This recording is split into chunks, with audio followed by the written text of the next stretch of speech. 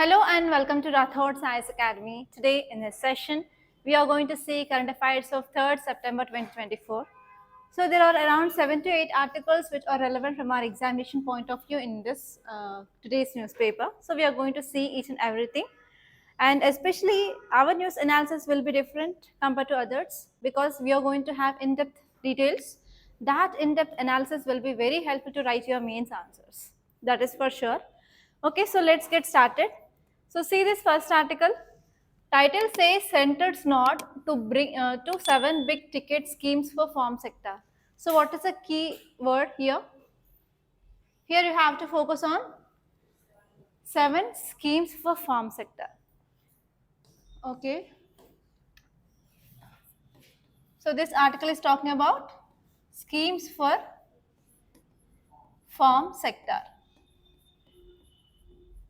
So this article is talking that we are going to have 7 new schemes. So already we have many schemes regarding this agriculture. So can you name some? PM Kisan, PM, next, tell me some schemes regarding agriculture. Huh? So actually we already have many schemes regarding this farm sectors even though the efficiency is very less. Yes or no? So what might be the problems in that schemes? Implementation problem. So whenever we are coming up with these new schemes, so can we ensure that we can bring the growth in agriculture? Yes or no? So I'm not taking any stand here. I'm leaving this stand to you guys. Okay. So now we are focusing on this scheme for farm sector. So whenever you are reading agriculture, you have to focus on few things. Okay, so first, this agriculture you will be studying in your GS paper 1, geography, and in GS paper 2 in governance, and in GS paper 3 in your economy.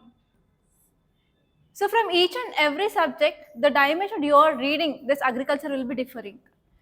So for example, from geography point of view, you will be understanding the area of our country and in which area, which kind of crops can be grown. Okay, and what are the suitable conditions for the growing of that such crops that you will be dealing in your geography. And from governance point of view, you will be seeing about what are the schemes, policies, laws or acts. Okay, any changes in our governance system regarding this agriculture, you will be reading under governance. And this one here is from economy point of view. You know that India's economy is a primary agriculture because our economy is dependent upon agriculture. Okay, so even though contribution of agriculture is just 18% to our GDP, but why we are calling it as primary economy? Because more than 60% of Indian population is dependent on agriculture. So because of this, we are calling India's economy as primary economy or agriculture based economy.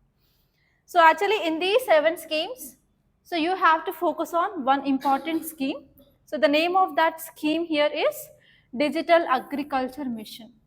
So there is a high chance of getting prelims and mains based question on this digital agriculture mission. So tomorrow's question is based on this topic, guys. Okay, digital agriculture mission. So what is today's question? Is about misleading advertisements. So how many of you wrote that answer? No one. Very good. Okay, you should be like this only, lazy people.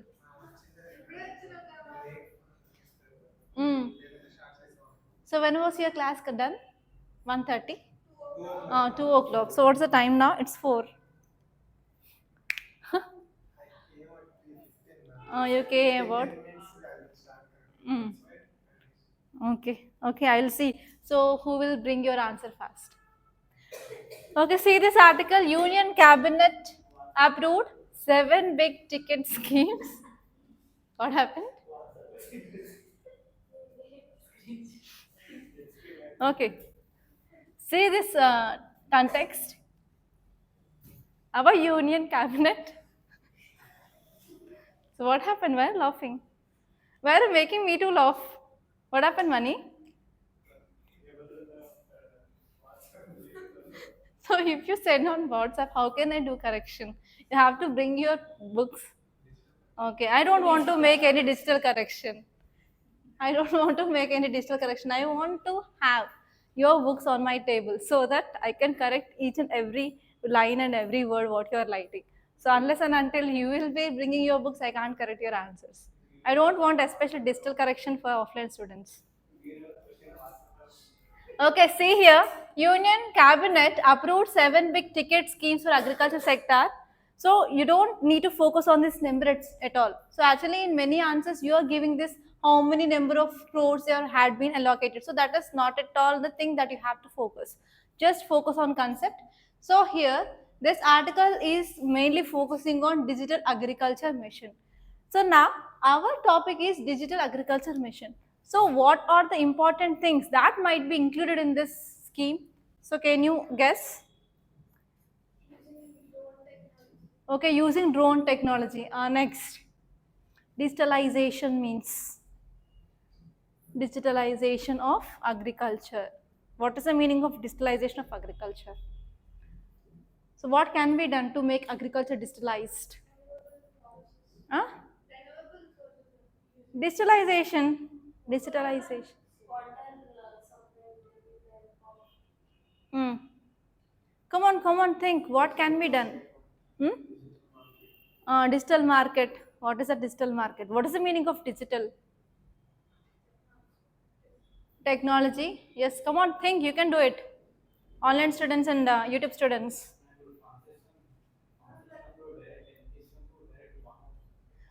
Okay, so to their accounts. Next.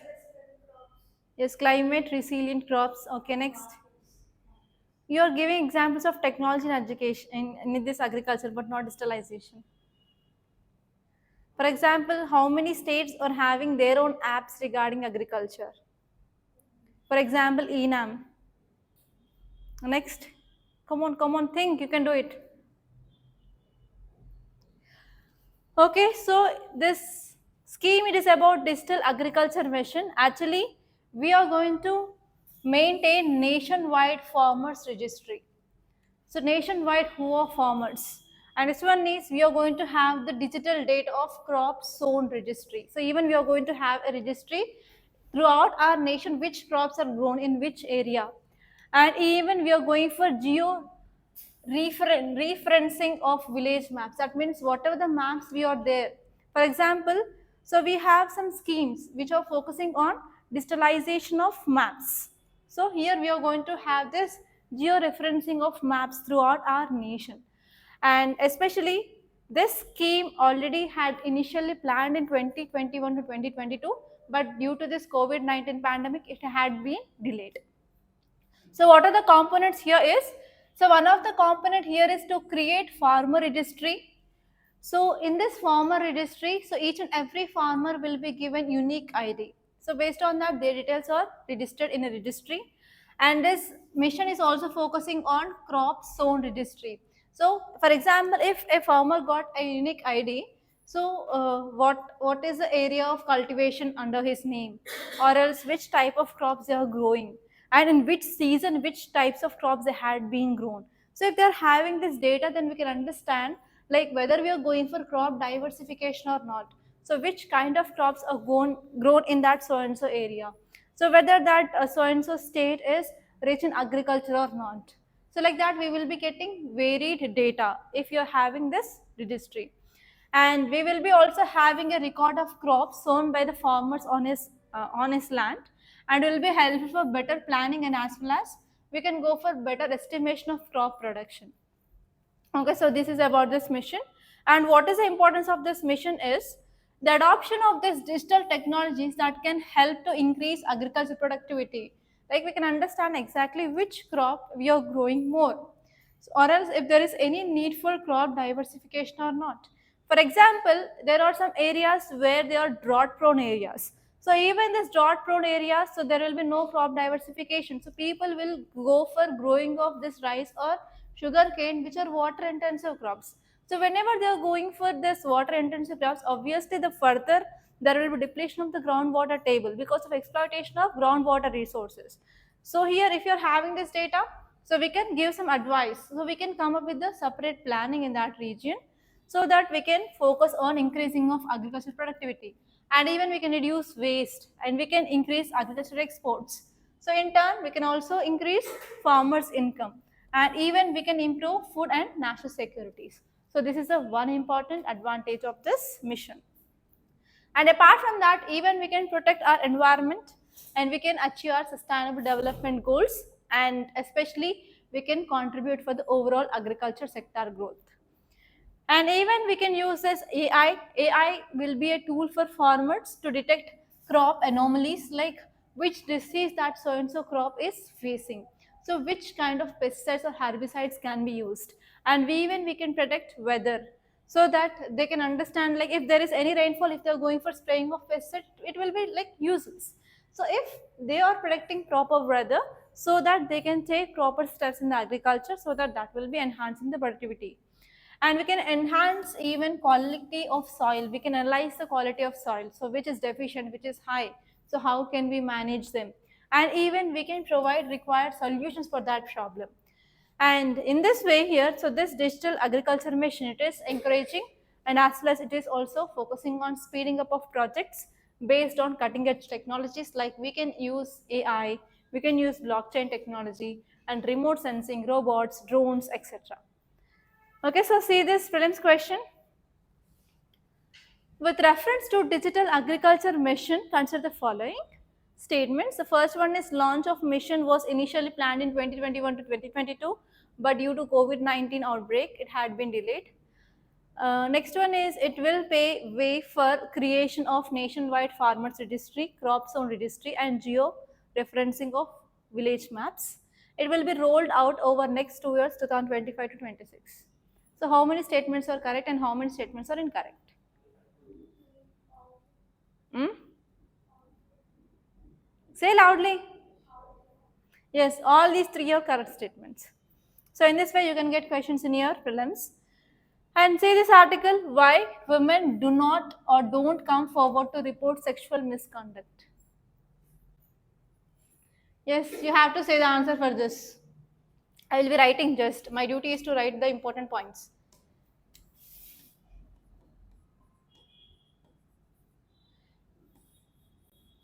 So women, they are facing challenges at every place. For example, you can take education, the schools, colleges, universities, or at the workplace. So wherever they go, they are facing the security issues, especially sexual misconduct they are facing. But even though, despite of facing of misconduct, they are not coming forward to reporting. So why women, they are not reporting? What are the problems faced by women? Come on, you have to say. You are matured. Come on, tell me. Yes. Fear of what?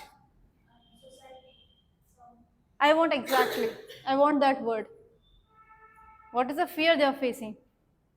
Come on, tell me. Fear of consequence. What will be happen in future? Next.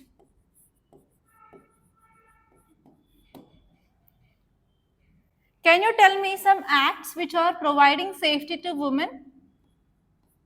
Women or children or girl child, everything. So whatever it may be, are there any laws in our country? So can you tell me some? Nirbhaya Act. Next. POXO, Protection of Children from Sexual Abuse Act. Next. Helplines. Okay, women helplines. Next.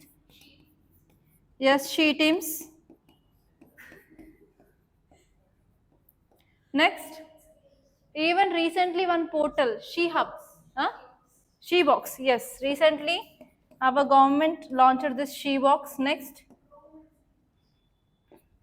So we have POSH Act. POSH Act. And also we have Vishaka Guidelines. And we have prevention of, okay, Protection of Workplace Act. No, no, no, no, not committees. Only the steps taken by the government, like acts or any policies or any portals. So despite of having all these, safety had been even compromised. Now tell me why women are not coming to report them. Again, back to my question.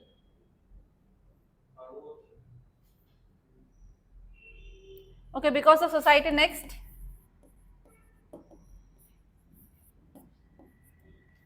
So here in this Post Act, it says that we need to have internal committees. Okay. So these internal committees are ineffective in many areas. Ineffective internal committees, and even many organizations they will be not having, they even not establish these committees. Apart from this, okay, they will be not having support, that is from society. Next, okay, lack of awareness. Next,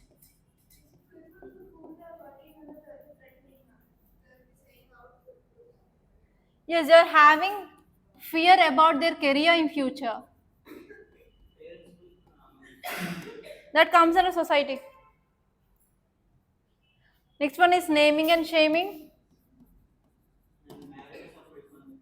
That comes under naming and shaming.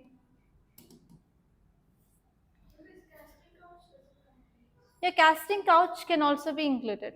Yeah, casting couch.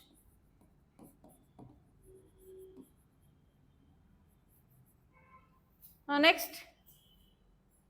Come on, you can do it. Think. Say something. No trust on rules. Okay. Loss of trust. So these are the points that are given in this article. That's it. So here this text which is saying that women they are facing lots and lots of barriers in reporting their sexual misconduct under this POSH Act. So this article which is highlighting about many complaints they had been not even unheard, or even sometimes there is mishandling of cases happen under this POSH Act. So here this article is saying that yes, we need internal complaints committee, and these committees they have to address the fears of women. And actually, so authorities who are part of these committees, they are not adequately responding to the authorities, and even those people who are like misguiding the people. So these are the problems we are having in our POSH Act.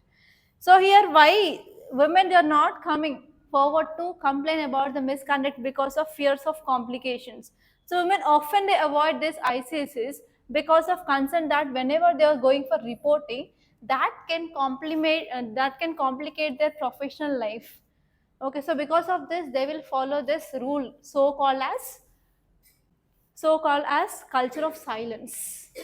Okay, so use this word culture of silence whenever you are writing any answer regarding this sexual violence. Okay, and even sometimes they will be also perpetuating into this cycle of abuse again and again. They will be having this kind of threats if they are complaining something.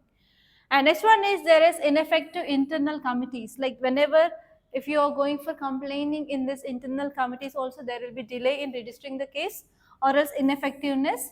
So because of this, the victims they will be abandoning their cases and careers. So here now the question which is raised, it is about accountability and training of these ICC members. So they have to be sensitive regarding these issues. And next one is whenever they are even registering the cases, registering the things, so they are insensitive. They will be not doing any investigations, and they will be not giving any solutions for the problem. Further, the harassment will be increasing in that place. And next one here is reputation risk. So there is a fear of character assassination. Okay, so you can use this word character assassination. So there is a fear of character assassination. So it is one of the significant barrier for women reporting misconduct. So because of this, we need to take some proactive measures, and we have to safeguard this women who had been undergone the sexual misconduct. And next one here is complaints disparities. So there are various degrees of adherence. So even this POSH Act is saying that if an organization is having 10 members as workers, they have to establish this internal complaints committee, but it is not following in many organizations. So here In some organizations you are having, but the efficiency is very low. In some organization there is not even establishment of this ICC. So this is also one important problem. So if you are not having this kind of ICCs, then there will be no proper safe reporting environment for women. And next one is there is also intimidation by organizations. So many companies, they create a hostile environment. So obviously it will be discouraging the women victims to come forward to complain. And even here many women, they will be having fear about what will be the consequence.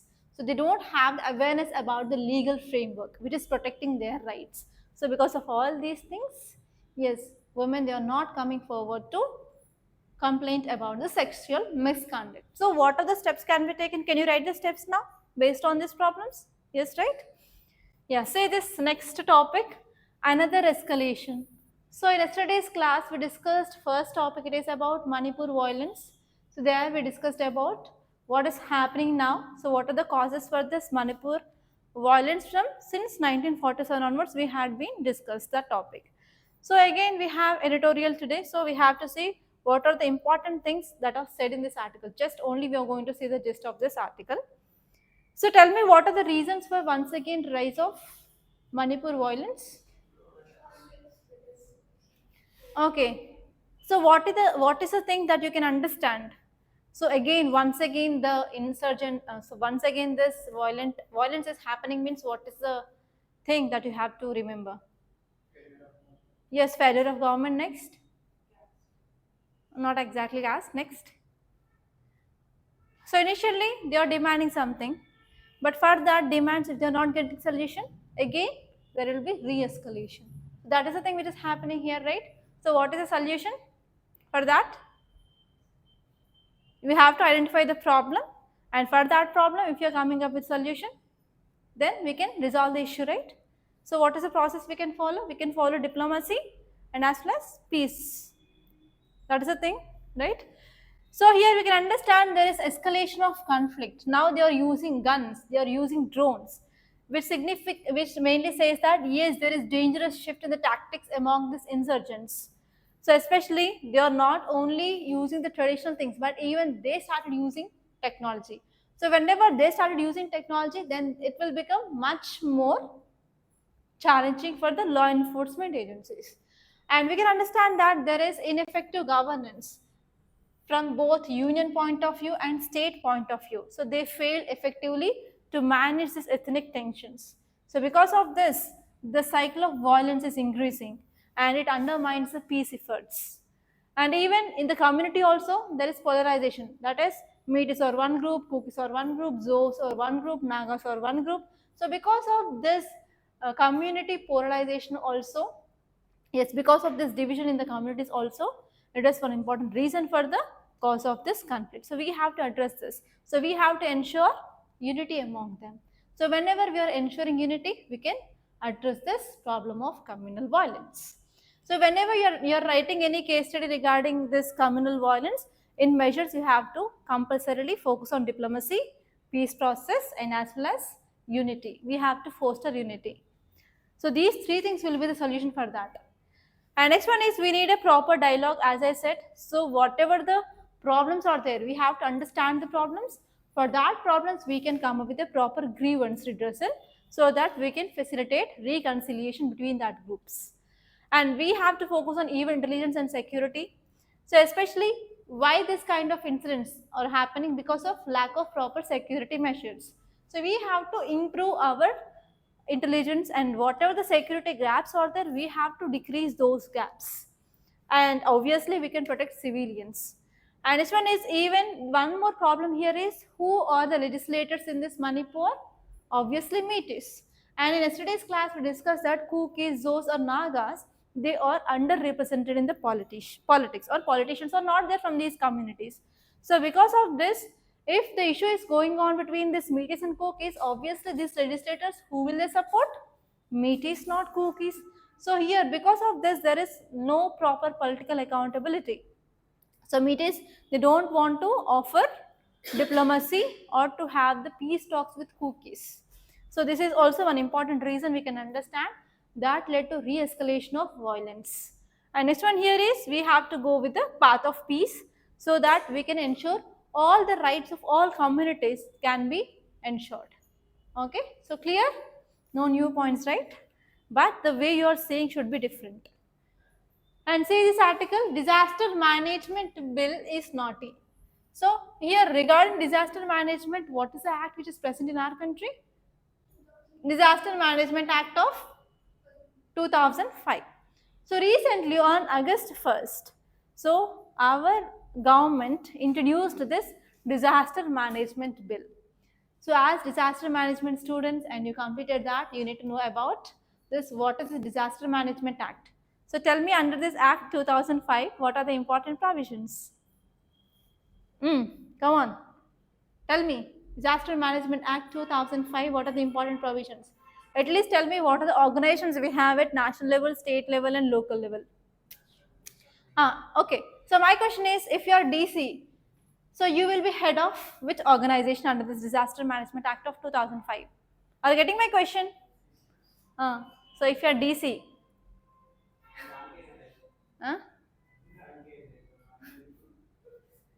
so you will be head at district level or so what is that organization name at least? Very good, very good. Tell me. What are the provision of the Disaster Management Act of 2005? Very good. At national level, what we have? At state level, what we have?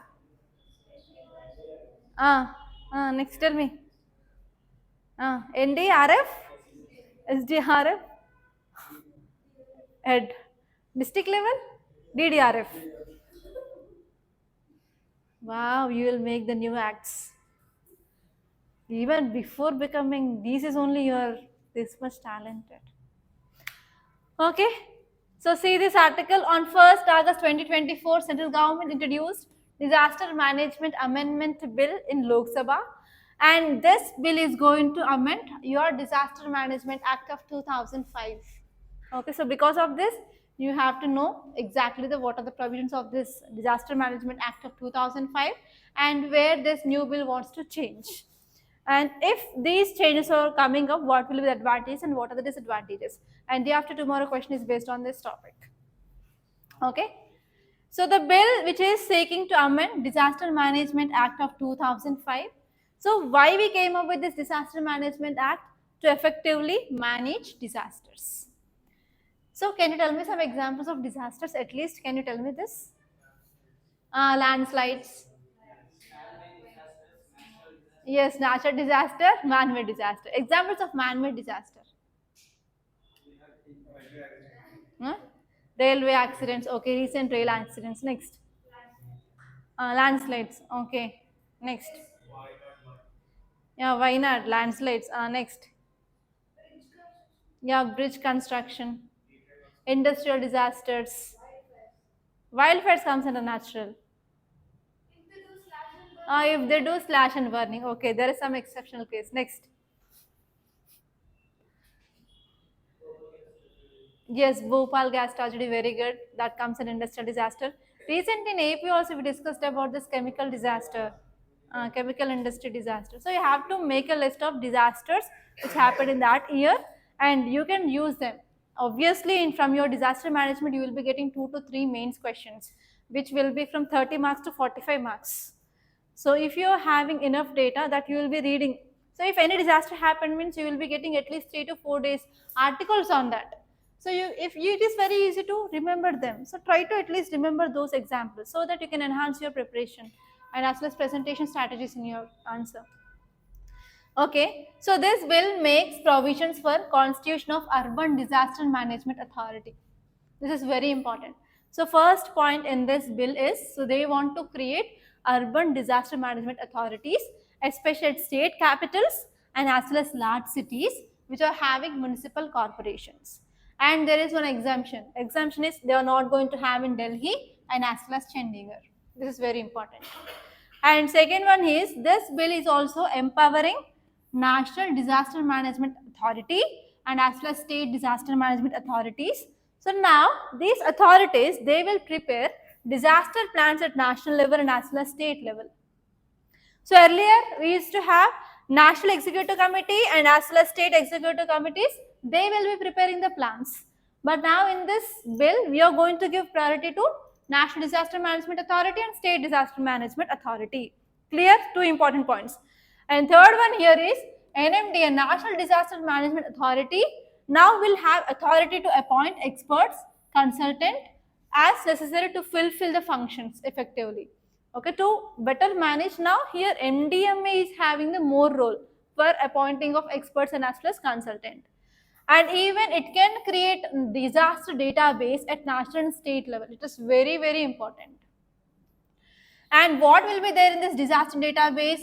So we can include disaster assessment, fund allocation details, how much we are doing expenditure, preparedness, mitigation plan, and risk register. So all these can be included. Okay. And next important point here is this bill will grant even statutory recognition for existing bodies. Like we have National Crisis Management Committee. So if you want to understand these organizations, so especially I think day before yesterday, 2 days ago in our WhatsApp group, I send you the like which are the organizations involved in that. So try to take them one by one and try to see what is that organization, who are the members, what are the functions, then these points will be very much clear. Okay, so you have to know about that. Then only whenever there is any changes in our act, you will be writing a very good answer because you will be knowing the crux of the article. Okay, so here earlier actually this National Crisis Management Committee is not having any statutory authority or statutory recognition earlier, but this bill is demanding for that. Whenever it is getting statutory recognition, obviously the powers will be getting increased. Okay, so for that reason they want to give this statutory status because it is one of the high level committee of this disaster management. And even they are also making a provision for national disaster response force by state governments. So till now we have only national disaster response force but not state disaster response force. Very good empowering minds. Okay, so we don't have that, but we are proposing to get them. And actually we have section 60A that will be added to empower both center and as well as state governments to direct individuals to take necessary actions or refrain from them to mitigate impacts. And if they are not following these rules and regulations under this act, so they will be also going to have the penalty of rupees 10,000 rupees. Okay, so here whatever the question I asked earlier regarding this Disaster Management Act of 2005, so we have three-tier institution structure. At national level, we have NMDA. NMDA is headed by Prime Minister. And we have state level SDMAs headed by respective chief ministers. And you people in future, if you become DCs, you will be the head of district disaster management authorities. It is not DDMF. Okay. Okay, it is DDMAs. So they will be headed by DCs or district magistrates or deputy commissioner. Clear?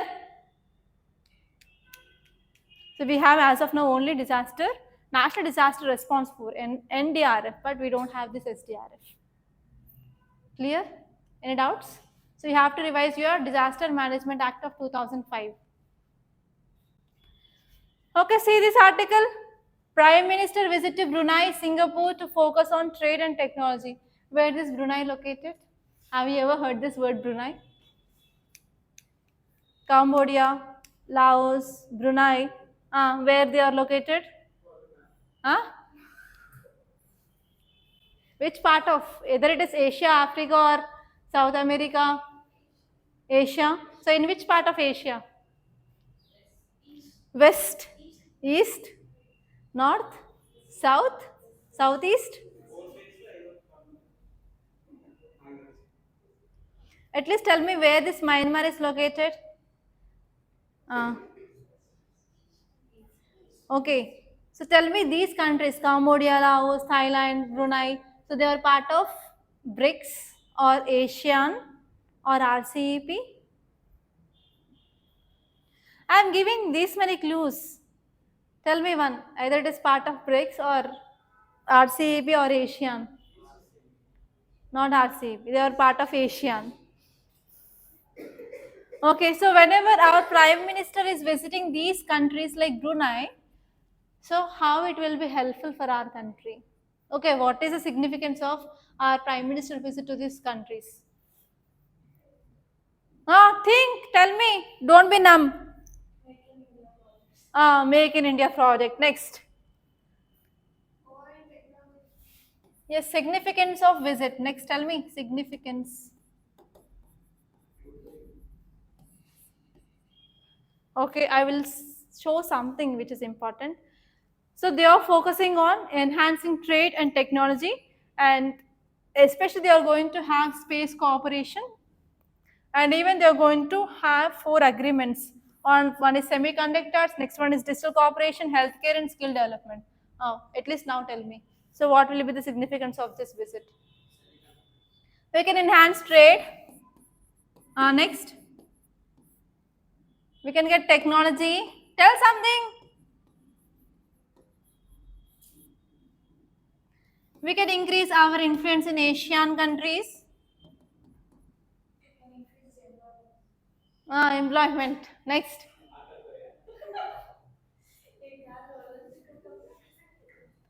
Okay. So this article is saying that we are going to have agreements with these countries so that we are focusing on enhancing our economic relationship in these Asian countries or Asian nations. So actually why this Brunei and Singapore are very important, because if you see their location, they are having direct access to Indo-Pacific region. So even though India is sharing boundary with this Indo-Pacific region, we need to have cooperation with other countries also which are sharing this boundary with Indo-Pacific region so that we can enhance our security. We can protect our trade.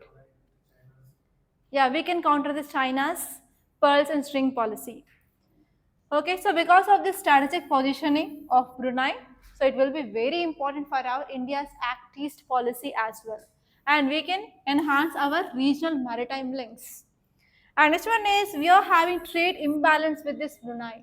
So actually historically we are having good ties with Brunei, but even though we are not having that much trade, so because of this we are focusing on targeted economic strategies. And this one is even when we are having this kind of visits, so we can attract investments. Okay, so investment opportunities we are getting so that we can increase foreign direct investments. That will in turn leads to increasing of employment generation, increasing of production, etc. And even we can have technological collaboration. So we can also sign some agreements regarding semiconductors, digital cooperation, and we can also focus on innovation, technology transfer, etc.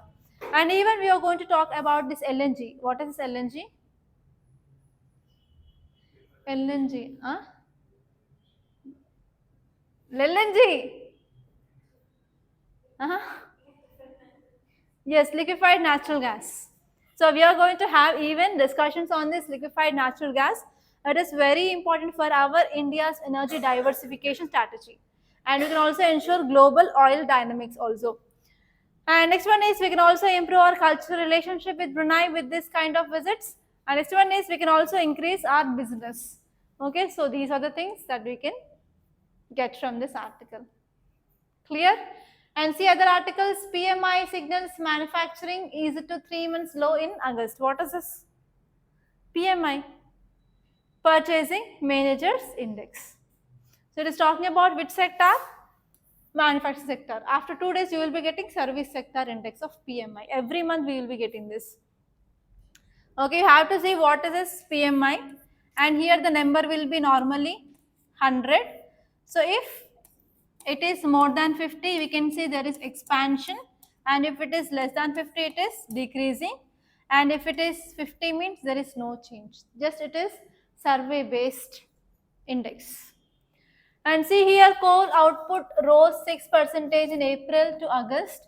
So actually the coal production in our country had been increased. And here you have to see some basics like what is this coal, how this coal had been formed, and you have to see different types of coal. So can you tell me types of coal? How many types of coal? Four. What are they? First one is anthracite. Next one is B. B for bituminous coal, anthracite, bituminous. Next one is lignite. Next one is peat. So which is a pure form of coal? Anthracite is a good form of coal, but it is not available in our country. So in our country, we will be getting this bituminous and lignite, but bituminous also very less content that we can see. Okay, you have to see those types of coal and which areas are having which kind of coal and what are the advantages of coal and disadvantages of coal. Okay, and next one here is central panel not for safety review of Mullaperiyar. So Mullaperiyar dam is located on which river? Periyar river. So why are you thinking that much? Okay, so in which state it is located? Okay. So actually there is issue which is going on between which and which states regarding this Mullaperiyar dam?